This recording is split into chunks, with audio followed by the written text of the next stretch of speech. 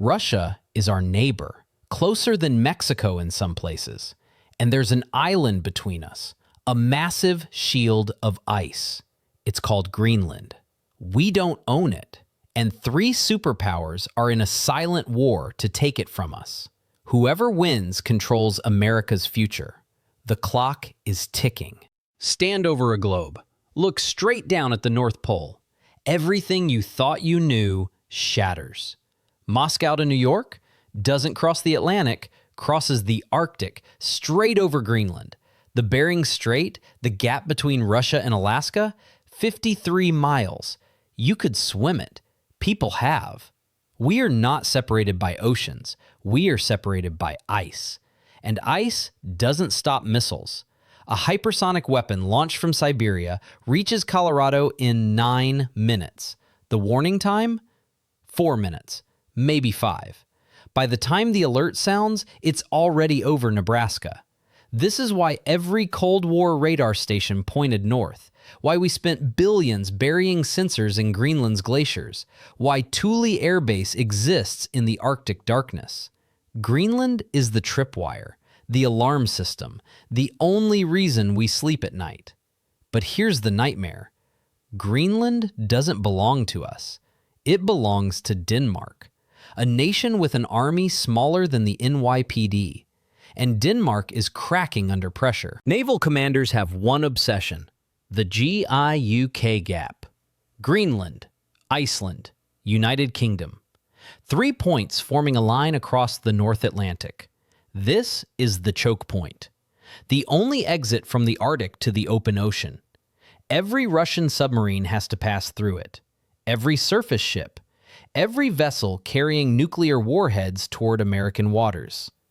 If we hold this line, their navy is caged, trapped in frozen seas. If the line breaks, they flood through. Within 36 hours, Russian attack submarines are prowling off Cape Cod, sitting silent in the black water, watching our cities light up at night. One boat, one captain with bad nerves, one misread signal. Boston evaporates. This isn't Cold War paranoia. This is basic geometry, basic strategy. Control Greenland, control the gate. Control the gate, control the Atlantic. Control the Atlantic, survive. Lose Greenland? Our entire early warning network collapses. Our sensor grids go dark. The northern approach to America becomes a highway, and we'd never see them coming. But missiles aren't the only weapon. There's another war happening. Slower, quieter, deadlier. The race for what's buried under the ice. Rare earth elements. The invisible ingredients in every phone, every missile, every satellite, every weapon system that separates a modern military from a museum. Right now, China controls 90% of global supply. 90%. They can strangle our tech sector overnight, cut off our military supply chain with a phone call. One nation should never have that power. But Greenland has deposits, untapped, enormous, enough to shatter China's monopoly. There's more. Uranium, oil, natural gas, zinc, diamonds, estimated value, trillions with a T. And it's becoming accessible. The ice is retreating. The mining companies are circling. The geologists are mapping. Greenland isn't frozen wasteland anymore. It's the last great resource rush on Earth. China knows this. They're already moving. Research stations, infrastructure investments, offers to build 3 international airports for an island with 56,000 people. You don't build 3 airports for tourism. You build them for cargo planes, for troop transport, for power projection.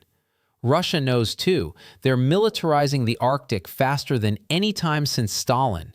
New bases, new icebreakers, new claims. Even our friends, even the European Union is waking up, scrambling to counter Chinese influence. Everyone is moving. Except us. We're having debates, committees, feasibility studies, while our enemies buy the future out from under us. August 2019. The American president floats buying Greenland. The world mocks him. Late-night hosts make jokes. Foreign ministers call it absurd. But in Beijing, in Moscow, in military planning rooms across the globe, no one was laughing. Because the statement did something crucial. It revealed the game board. It told everyone that America finally noticed what they'd known for years. Greenland is the prize. And now the race is public. Since that moment, the moves have intensified. Russia deployed S-400 missile systems to Arctic bases, weapons that can hit aircraft over Greenland. China offered Denmark $3 billion for mining rights. When Denmark hesitated, Chinese tourists started appearing in Greenlandic towns, buying property, building relationships. The Greenlandic independence movement is growing, funded by mysterious donors, pushing to break from Denmark. And everyone's asking, independence to do what? Join who? The Northwest Passage is opening. Ships are crossing polar routes that were solid ice for millennia. Trade is shifting. Strategy is shifting. The Arctic is becoming the new Mediterranean, the crossroads of global power.